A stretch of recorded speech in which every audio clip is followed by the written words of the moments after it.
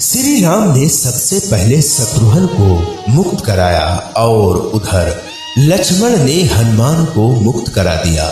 जब श्री राम, लक्ष्मण और भरत ने देखा कि पुष्कल मृत्यु को प्राप्त हो चुके हैं तो उन्हें बहुत दुख हुआ।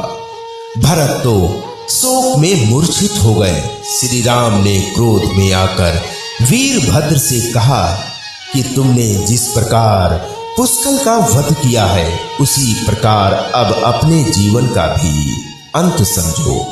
ऐसा कहते हुए श्री राम ने सारी सेना के साथ शिवगणों पर धावा बोल दिया।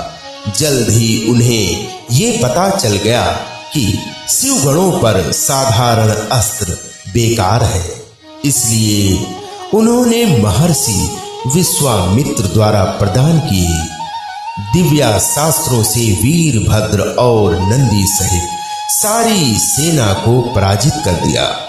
श्री राम के प्रताप से पार न पाते हुए सारे गणों ने एक स्वर में महादेव को पुकारा।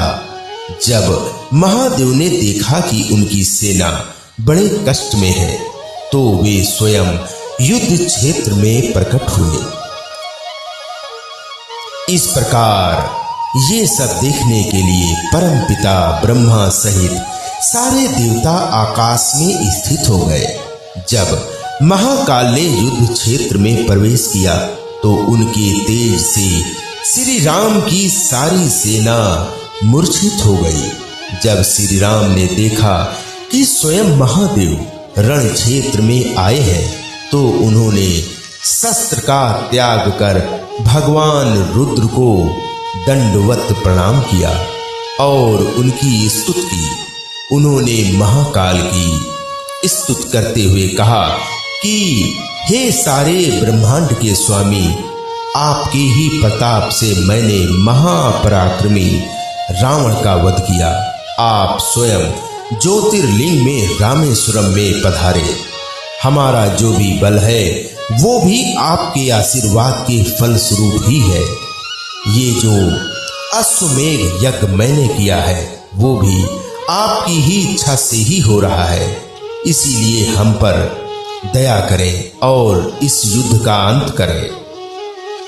ये सुनकर भगवान रुद्र बोले कि हे राम, आप स्वयं विष्णु के दूसरे रूप हैं। मेरी आपसे युद्ध करने की कोई इच्छा नहीं है, फिर भी चूंकि मैंने अपने भक्त वीर मण को उसकी रक्षा का वरदान दिया है, इसीलिए मैं इस युद्ध से पीछे नहीं हट सकता। अतः संकोच छोड़कर आप युद्ध करें। श्री राम ने इसे महाकाल की आज्ञा मानकर युद्ध करना शुरू किया।